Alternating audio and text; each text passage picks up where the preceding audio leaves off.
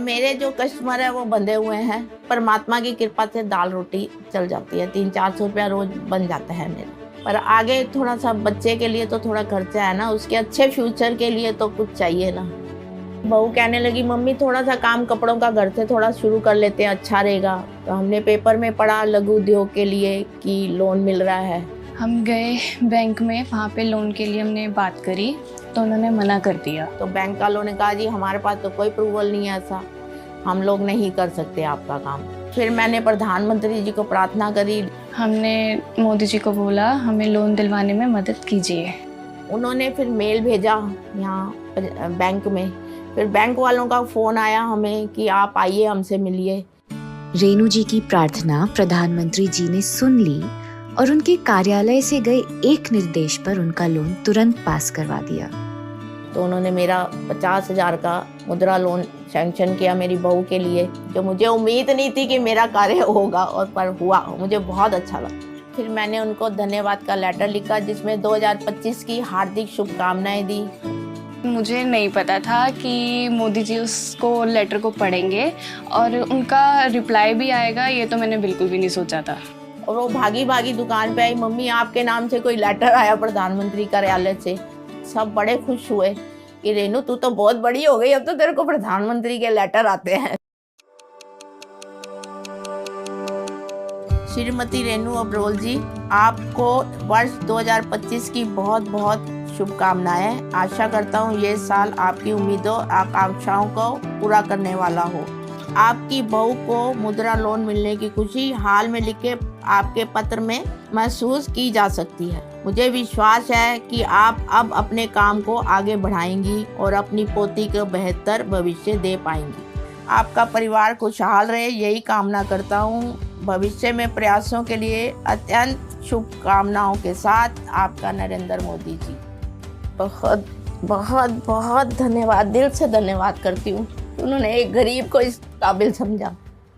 जब तक वो प्रधानमंत्री हैं मैं उनको अपनी समस्याएं लिखती रहूंगी ऐसे, और वो मेरा आंसर देते रहेंगे। मुझे पता है उनका पूरा।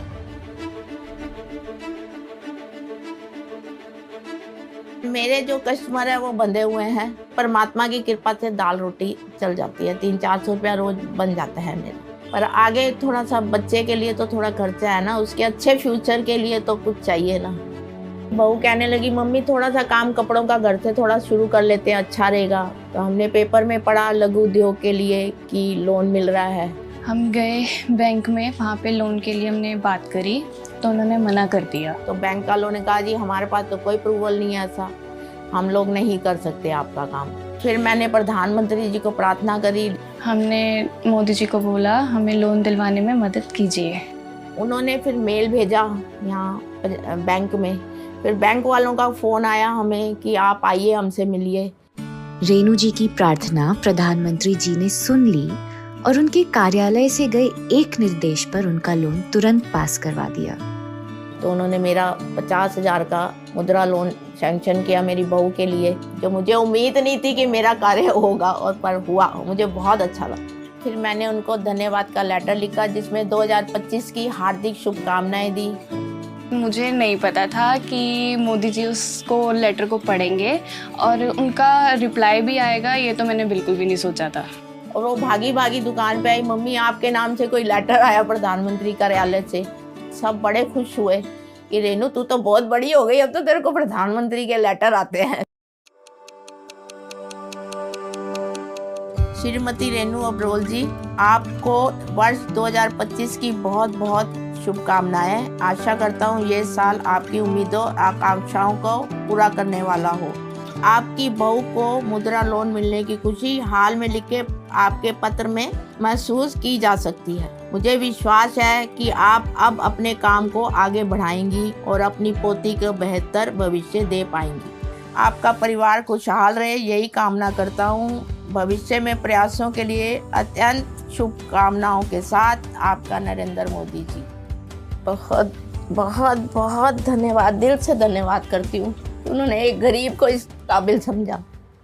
जब तक वो प्रधानमंत्री हैं मैं उनको अपनी समस्याएं लिखती रहूंगी ऐसे, और वो मेरा आंसर देते रहेंगे। मुझे पता है उनका पूरा।